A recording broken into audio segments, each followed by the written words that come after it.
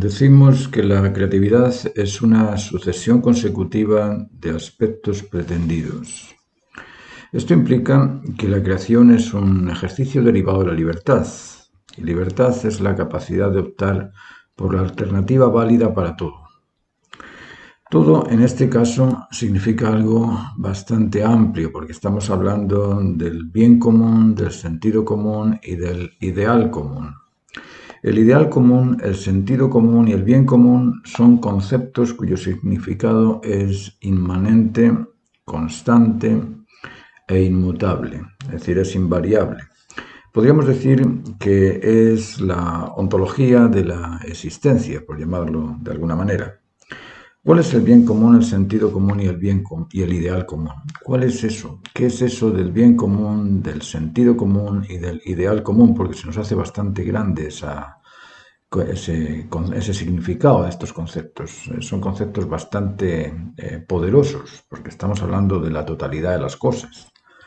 El bien común es todo aquello que permite y establece el equilibrio interespecie y se ajusta o acomoda con las normas de la naturaleza. Es decir, en la naturaleza sabemos que existen ciertas normas porque somos parte del cosmos y el cosmos es un orden. Luego, si hay un orden, debe existir el ordenado y la ordenanza. Eso es lógico. Es lógico pensar que en cualquier orden existe una ordenanza que ordena a lo ordenado. Luego, el bien común es todo aquello que permite y establece el equilibrio interespecie porque el cosmos está repleto de diferentes especies.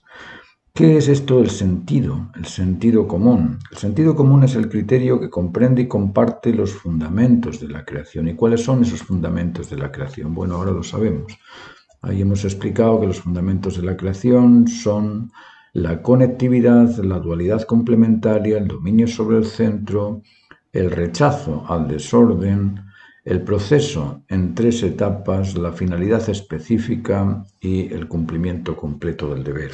Luego eso es el criterio que comprende y comparte esos fundamentos de la creación. Eso es lo que llamamos los fundamentos de la creación, que podemos estudiarlos después uno por uno para poderlo profundizar en detalle. De momento los voy a dejar hasta ahí para no alargarnos con la charla. ¿Qué es el ideal común? Otra pregunta también bastante interesante. El ideal común es el estado de unidad, concordia y armonía, establecido por la diversidad de aspectos comunes y por todos compartidos. Es decir, es ese estado de unidad completa, de unidad entre las dualidades, de unidad entre las especies, de unidad entre todas las cosas. La unidad es el centro motriz de la creación entera. Todo está en constante conectividad y en constante unidad.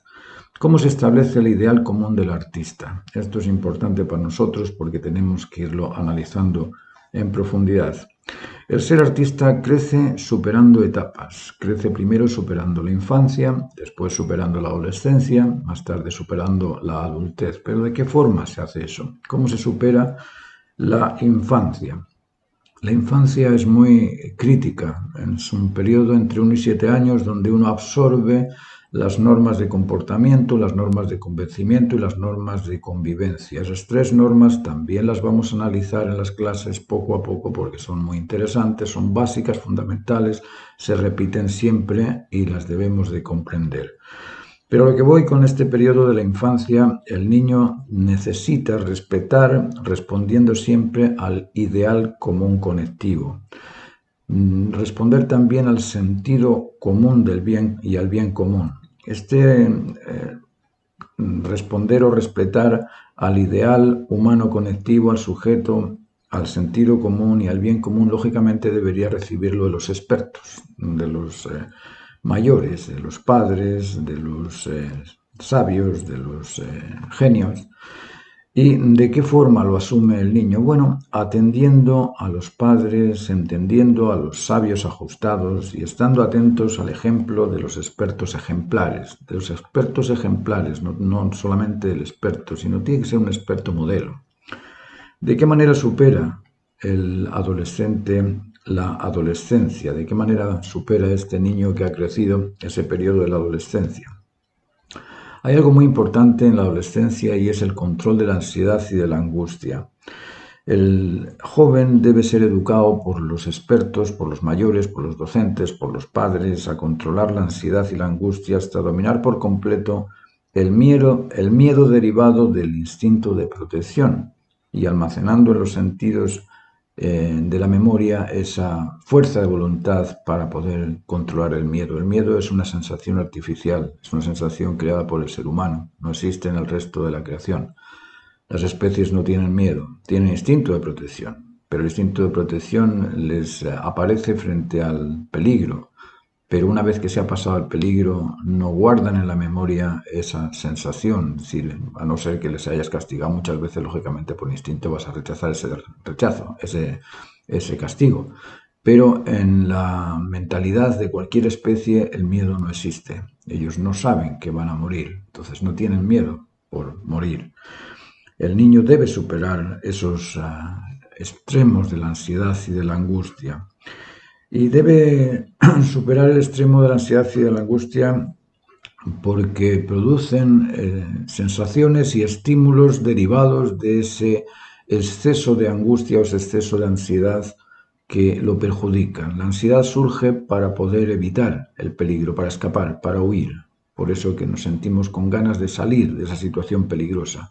La angustia es la sensación que nos produce el sentirnos carentes de libertad, es decir, ya no podemos optar por nada más. Entonces debemos de controlar esa sensación y buscar salidas, buscar alguna alternativa, pero no angustiarse en ese sentimiento que nos hace pensar que no hay ninguna otra alternativa. Siempre hay alguna alternativa.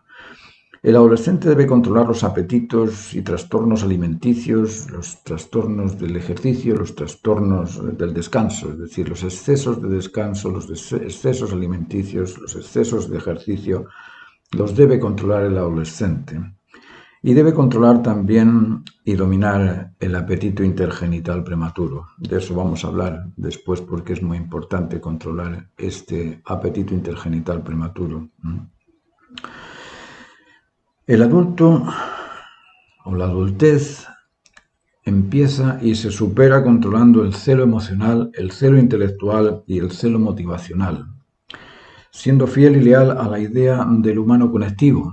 Eso es lo que nos permite superar los celos sensibles, los celos del conocimiento, los celos de la voluntad, todos estos celos que son ni más ni menos que excesos, porque el celo en sí es válido, tener cuidado de las cosas está bien, pero cuidarlos de manera celópata ya es un problema.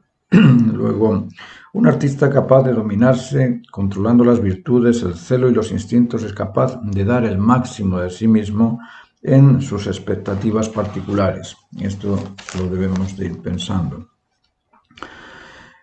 El artista pretende, se interesa y propone. Los tres aspectos de pretender, de interesarse y motivarse son importantes de analizar. Pretende vínculos, pretende la satisfacción, el placer y la plenitud. Y por sobre el placer siempre tiene que buscar la plenitud.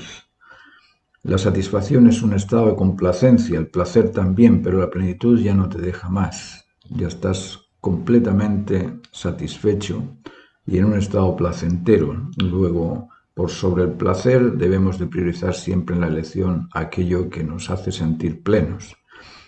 El artista se interesa por lo convincente, por lo ajustado, por lo razonable, y hay una diversidad de aspectos porque en unos casos podemos pensar que como estamos convencidos de una forma racional, es decir, aquello que nos llega lo asumimos porque coincide con nuestro criterio y decimos que eso es verdad simplemente porque coincide con nuestro criterio. Si nuestro criterio no convence siempre a todos, eso no es razonable. Luego tenemos que ir priorizando lo razonable por sobre lo racional. Y el artista se motiva por la expectación a disfrutar de un beneficio. Eso es lo que genera todo tipo de creatividad. La creatividad se origina en la expectación a disfrutar de un beneficio. El artista es el autor, pero no el originario. El origen de la creación es la expectación a disfrutar de un bien, por lo tanto es el bien el que origina la creatividad, no es el artista la cumple, el artista la realiza, es un mediador, el artista es un intermediario entre el valor y esa expectación a disfrutarlo. El bien común, el sentido común y el ideal común son ofrecidos y derivados del genio experto, del sabio erudito y del héroe ejemplar. De ahí nos viene esa construcción del bien común, del sentido común y del ideal común. El genio experto en la voluntad, en el trabajo, en aquella decisión incondicional a cumplir el máximo deber válido para todos. El sabio erudito en el conocimiento de aquellas razones que son inmanentes, constantes, que son ciertas para todos, que son convincentes y que son razonables. Y el héroe ejemplar es aquel que emocionalmente se vincula con aquellos valores que son los máximos, el valor de plenitud, el valor de justicia, el valor de cumplimiento, el deber. Esos valores son absolutos. ¿Por qué? Porque todos buscamos cumplirnos, todos buscamos lo ajustado, la justicia, y todos buscamos también ese bien que nos satisface siempre a todos, o ese bien común. De no existir este modelo, si el artista joven no encuentra este modelo o este experto, este autor que nos pueda guiar, que nos pueda orientar, bueno, el artista tiene la responsabilidad de crearse a sí mismo experto. El artista tiene que comprometerse a lograrlo para superar el nivel de lo vulgar. Lo vulgar no nos hace bien a nadie. Todos buscamos una mejor calidad en las cosas. En su periodo absorbente, el niño adopta todo lo que el experto, erudito y ejemplar le entrega, absolutamente todo. En esos 7 años de infancia, el niño es una mente absorbente.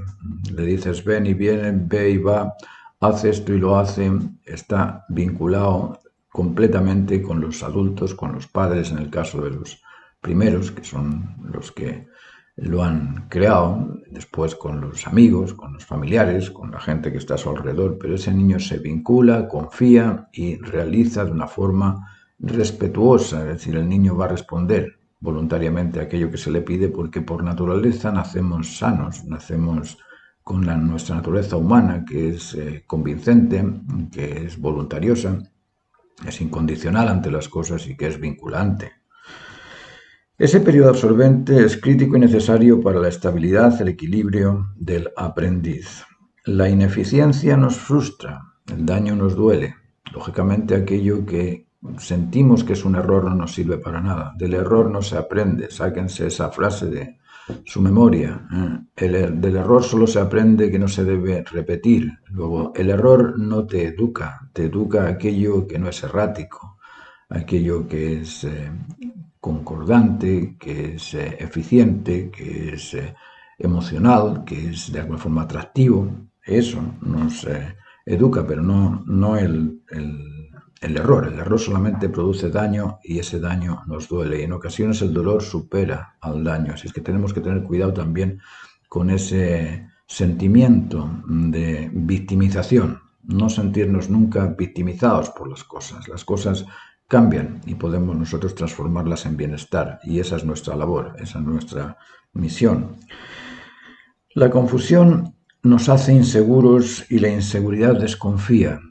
Claro que se desconfía de aquel que es mitómano, aquel que es mentiroso, aquel que no nos dice la verdad, aquel ficticio que nos habla de cosas imaginarias. Lógicamente esas cosas nos hacen desconfiar y atrofian nuestro intelecto. Atrofia nuestro intelecto porque el intelecto solamente se convence de aquello que es concordante con el criterio natural, ni siquiera con el criterio particular. Tiene que ser concordante con la justicia. Y cuando es ajustado a las verdades constantes, inmanentes, trascendentes, que son invariables, lógicamente el niño adquiere esa inteligencia porque está depositando en su memoria verdades constantes, pero cuando tienes verdades parciales, superficiales, amorfas, que no son comprendidas, pues lógicamente el intelecto se desvirtúa. La desvinculación rechaza y el rechazo resiente. Esto es importante también. Cuando uno se desvincula, se resiente. El vínculo es una propiedad interesantísima porque nos hace sentir en paz, nos hace sentir ajustados y nos hace sentir satisfechos. El vínculo. Pero cuando el vínculo se estropea, cuando se rompe el vínculo, cuando se resiente uno por algún tipo de ruptura vincular, ese resentimiento es muy peligroso porque puede destruir al otro o a uno mismo si lo mantiene durante un tiempo.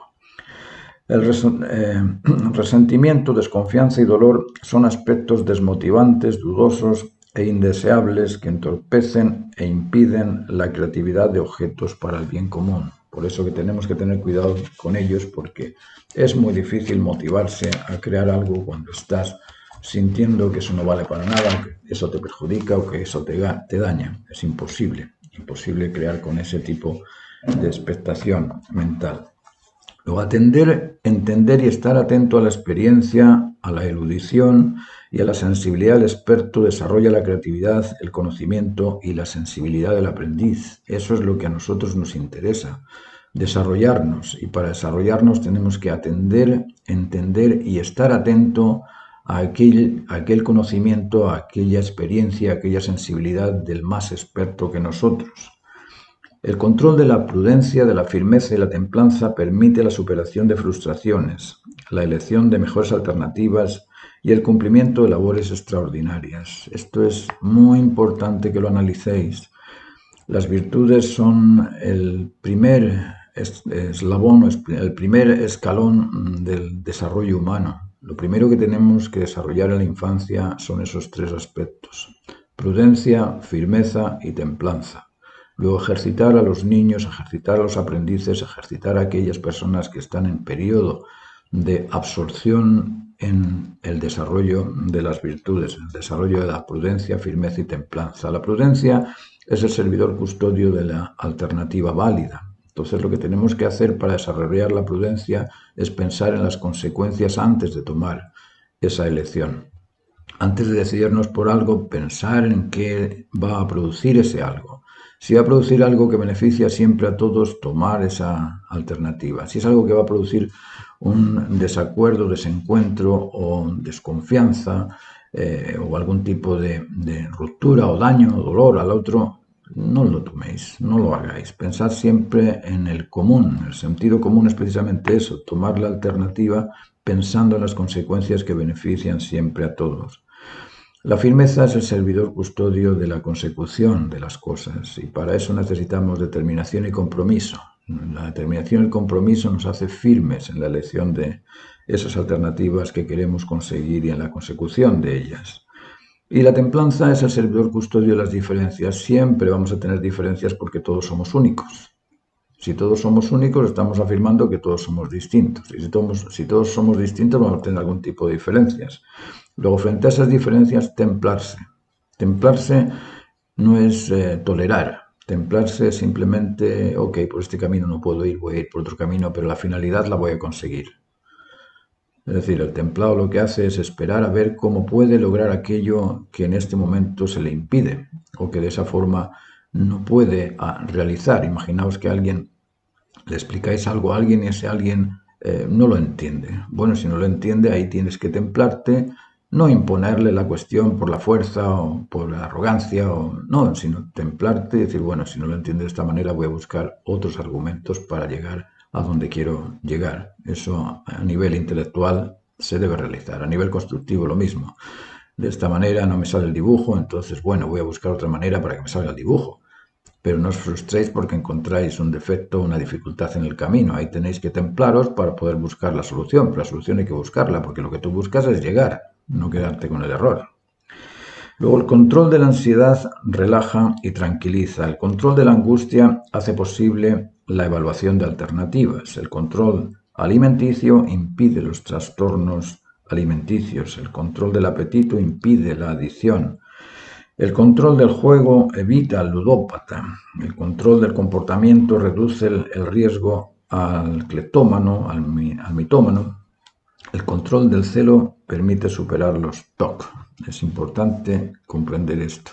Los trastornos obsesivos compulsivos generalmente surgen o se inician en el descontrol del celo. Cuando el celo se transforma en recelo, ese recelo empieza a fabricar algún trastorno. Ahí tenemos distintos trastornos, como el de la compra compulsiva, que se llama oniomanía, o tenemos el de la obesidad, o el de la anorexia, o la hiperactividad, el decaimiento. Todos estos trastornos nos dañan, nos duelen, y tenemos que controlarlos controlando el celo, porque son derivados del celo. Esto también lo vamos a analizar en las clases para que podáis entender con claridad qué es eso del celo y cómo opera. El control del apetito intergenital prematuro impide el dolor derivado del daño en la estabilidad emocional afectiva. Al perder el vínculo afectivo del primer amor, el segundo o el tercero sentimos que nos duelen. ¿Nos ha pasado eso? Nos ha pasado porque quizá en un momento dado pensamos que como ella consiente, yo consiento y es consentido, pues vale, podemos tener ese tipo de relación cuando todavía no sabemos qué es lo que produce, cuál es la consecuencia de eso. A nivel particular puede que entre los dos estéis convencidos y bueno, pero ¿qué pasa si ese consentimiento es simplemente en ese momento y en ese lugar? Y el día siguiente ese consentimiento se rompe y uno de los dos exige, o uno de los dos se va o se pierde. ¿O qué pasa si ese consentimiento de los dos afecta a los padres de uno, a los padres del otro, a los hermanos de uno, hermanos del otro, a los amigos de uno, amigos de otro? Es decir, hay una relación social de cada uno dentro de la familia que se debe considerar a la hora de ejercer ese tipo de apetito intergenital. Pues si ese apetito intergenital es prematuro, estamos hablando de un apetito que todavía no sabe qué es lo que hace, por qué lo hace o para qué lo hace. Ahí se establece ese apetito prematuro. Y las consecuencias de ese apetito prematuro son catastróficas, os digo. Conozco muchos casos de personas alrededor que han vivido toda su vida desgraciados por optar por aquello que en ese momento no conviene y no beneficia siempre a todos. Por lo tanto, el control del apetito intergenital prematuro es importante controlarlo porque posibilita la integridad individual, familiar y social, facilita la fidelidad, la lealtad entre personas, la lealtad a la familia, y eso independientemente de lo que uno pueda considerar. No puedo pensar, bueno, lo estoy haciendo bien, vale, está bien, tú puedes considerarlo de acuerdo con tu criterio, pero piénsatelo. Yo solamente os digo que ese tema es un tema que puede incluso haceros perder la vocación o haceros perder esas ganas de trabajar en algo, porque nos rompe la estabilidad emocional y es muy difícil después continuar con ello. Luego, el artista que controla el celo emocional afectivo evita la sobreprotección e indiferencia, evita el recelo, resentido, evita el rencor, el reclamo, la acusación y el rechazo del prójimo. Por eso que es importante controlar el celo emocional afectivo. Es muy importante tener esos afectos vinculares sanos, saludables, que no tengan dudas de ti, que no tengan resentimiento hacia ti y que no tengan esa actitud de rechazarte. El artista que controla el celo intelectual cognoscitivo evita la arrogancia, la ignorancia, evita la soberbia, evita la avaricia también, evita la ira, evita esa invasión posesiva y la prepotencia. A nivel intelectual, en ocasiones nos surge esa actitud de invadir al otro. ¿Cómo es que no sabes esto? Las cosas son así. Nos ponemos histéricos porque la otra persona no nos comprende o porque no nos entiende o porque la otra persona tiene dificultades por establecer esa concordia con nosotros, y esa histeria, ese ímpetu que nosotros hacemos a la hora de enseñar puede aparecer al otro como arrogante, y eso crea trastornos. Luego, el artista que controla ese celo intelectual cognoscitivo evita esos trastornos por la arrogancia o por la ignorancia también. El artista que controla el celo conductual o motivacional evita la hiperactividad agresiva, esa hiperactividad impositiva de la persona que no puede dejar de hacer las cosas, que siempre tiene que hacerlo él o ella, porque él o ella lo hacen bien, el resto lo hacen mal, no puede confiar en los demás, no puede delegar en los demás, siempre tiene que estar vigilante detrás de uno, detrás del otro. Ese celo hay que controlarlo porque invade al otro. Cuando yo le digo al otro, no sabes hacer nada, yo tengo que hacer todo, le estoy diciendo que es un minusválido, que es una persona incapaz, que es insuficiente, que no es autónomo, que depende de mí. Entonces le privas de libertad y lógicamente la otra persona te va a rechazar, a acusar y a reclamar. Lógico. Esa es la mecánica de una relación normal, no pasa nada. Es normal que el otro te rechace cuando lo estás invadiendo, cuando lo estás imponiendo o cuando lo estás exigiendo. Lógico. Si la otra persona es libre de optar por el bien común. Lo que sí que le puedes decir es, oye, las cosas hay que hacerlas de esta manera para que las cosas puedan funcionar en común y nos beneficiemos todos. Sí, la comunicación es muy buena en ese momento, pero no puedes imponerlo. No puedes llegar ahí con el látigo y decirle, oye, tienes que hacer esto, tienes que hacer aquello, hazlo así, hazlo de la otra forma, porque ahí te estás imponiendo y lo estás reduciendo al otro. El artista leal al bien común, al sentido común y fiel al ideal común humano, madura su naturaleza humana y con ello desarrolla la eficiencia en los procedimientos que son los que nos van a hacer más talentosos. Entonces, para poder crecer en nuestro talento, tenemos que ser leales a ese bien común, a ese sentido común y a ese ideal común humano. El dominio sobre lo primordial prevalece siempre, siempre, siempre hay que buscar lo primordial por sobre lo particular. El ideal común, el sentido común y el bien común siempre por sobre el bien particular, siempre. Cuando estamos dibujando, os digo siempre que hagáis la caja grande, que es la totalidad, después dentro de la caja grande las cajas chicas y luego las líneas de relación para ajustar las cosas en tamaño y en ubicación y de esa forma aprendemos a dibujar, pero tenemos que ir de la totalidad a lo parcial y ahí estamos hablando de lo común, del sentido común, del bien común, de la totalidad. No estamos pintando lo mismo, hacemos la caja grande para ubicar dónde vamos a poner a ese modelo dentro del cuadro, dentro de la superficie, el soporte que estamos utilizando para poder dentro de esa caja grande poner los aspectos pequeños, es decir, las porciones van siempre en relación con la totalidad, no la totalidad en relación a las porciones, sino las porciones en pro de la totalidad. Lo pleno por sobre el placer, obvio que lo pleno hay que buscarlo siempre por sobre el placer es instantáneo, lo pleno es total, es para todo. El placer lo siento yo al comer chocolate. Eso me produce placer. Pero si me como mucho chocolate, capaz que acabe con un hígado podrido. Luego tenemos que saber ubicar el placer en pro de la plenitud por sobre el placer. Y de esa forma nos quedamos satisfechos. Lo razonable por sobre lo racional, lógicamente.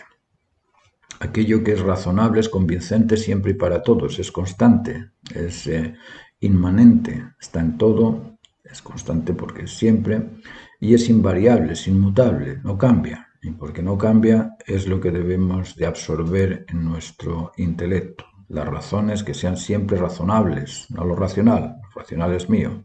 Es racional ir al banco cuando no tengo plata y pedirle al cajero con una pistola en la mano que me dé algo de plata. Eso es racional, porque como yo no tengo plata, lo necesito y voy al cajero a pedirle. Pero eso no es razonable, porque estoy violando el derecho a la libertad de las personas que están alrededor. Luego tenemos que comprender que lo racional es parte de nuestro criterio, es aquello que convence a mi criterio y lo razonable es aquello que convence al sentido común. Esa es la diferencia entre uno y otro. Lo completo por sobre lo cumplido. Nosotros cumplimos con muchas cosas, pero cuando cumplimos con las cosas que no benefician al todo, el todo nos va a reclamar, a acusar y a rechazar. Luego, aquello que cumplimos tiene que estar completo. Tenemos que completar aquello que cumplimos y lo completamos cuando se ajusta a la totalidad de las cosas, a la totalidad del bien común, a la totalidad del cosmos. Todo artista debe ser satisfecho, seguro y realizado. Y solo puede ser realizado aquel que se ha cumplido. Solo se siente y se sabe seguro el convencido de la justa razón. Y solo se siente satisfecho el que ha cumplido y satisfecho la máxima necesidad. Es decir, el satisfecho se va a sentir pleno cuando se ha realizado en lo humano que hay en él, en la naturaleza humana que hay en él. Por eso que tenemos que comprender al milímetro en qué consiste esa naturaleza humana. Tenemos que estudiarnos y saber qué es lo que nos hace cada vez mejores como personas, qué es lo que nos humaniza, no qué es lo que me realiza como profesional. Es curioso que cuando preguntamos a alguien, ¿y tú quién eres? Oh, yo soy arquitecto, ingeniero, abogado, médico. ¿Eres eso? ¿Eres una profesión? ¿Eres un tecnicismo? ¿Eres un mecanismo de producción? Yo pensé que eras una persona, que eras un ser humano. Pero no te dicen que es ser humano, te dicen que es un profesional.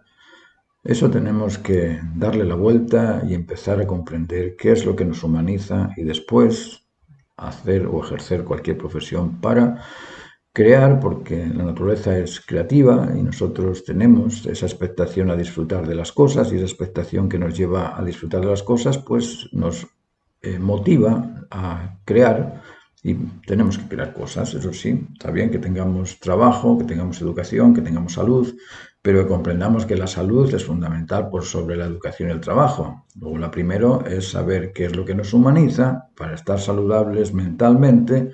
Después, educarnos en tecnicismos, vamos a la escuela y que nos enseñen. Bueno, bien vale, el que quiera un tipo de tecnicismos que los aprenda, pero antes de eso tenemos que buscar lo saludable, porque si yo soy un imprudente, un destemplado y un inoperante, ¿de qué me sirve que me den un instructivo en Harvard o en Yale o en la Complutense? ¿Para qué me sirve? ¿De qué me sirve si no controlo los instintos? Y voy a estar buscando a las muchachas por los rincones. ¿De qué me sirve si no controlo el celo emocional? Y voy a ser un hiperactivo, un arrogante, un pedante, un sobreprotector, un indiferente. ¿De qué me sirve? Tenemos que pensar estas cosas porque son importantes. No es suficiente con mandar a nuestros hijos a la universidad. A nuestros hijos los tenemos que sanar primero, educándoles en la naturaleza humana, y una vez que tienen el dominio de la prudencia, la firmeza y la templanza, una vez que tienen el dominio y control sobre los instintos, y una vez que tienen el dominio y control sobre el celo, ok, bien, ahora vete a la universidad, ahora ya estás maduro como individuo y ahora puedes aprender cosas sobre esa madurez, y vas a saber que todo aquello que aprendas lo vas a dedicar al bien común. Todo aquello que comprendas te va a ajustar, se te va a ajustar en tu memoria, porque se ajusta con el sentido común, y todo aquello que tú establezcas como relaciones humanas van a estar vinculadas, y no vas a estar por ahí odiando al uno o al otro, con ese rencor que no puede o que te impide desarrollarte, porque todo lo que es resentimiento es contraproducente, totalmente, y eso nos impide desarrollarnos como personas. Bueno, vamos a dejar esta clase hasta acá, y en la próxima vamos a seguir hablando de la operatividad de la creación, ¿vale? Para podernos ir ajustando en ella. Como os digo, hay muchos temas que hemos tocado, son temas profundos, muy importantes, y que necesitamos desmenuzarlos, empezar a comprender cada cosa, qué son las sensaciones, qué son los sentimientos, qué es la emoción, qué es el intelecto, qué es la inteligencia, qué es el conocimiento, qué es el criterio, qué es lo razonable, lo racional, qué es también aquello motivante, aquello que nos atrae, aquello que es creativo, aquello que beneficia al bien común. Todas estas cosas, si las vamos tocando día tras día a lo largo de un tiempo, se nos hace parte de nosotros mismos y operamos en pro del bien de los demás. Eso es lo que el artista tiene como responsabilidad. Por eso que hace temas trascendentes, universales e iconográficos, para que todo el mundo los pueda comprender.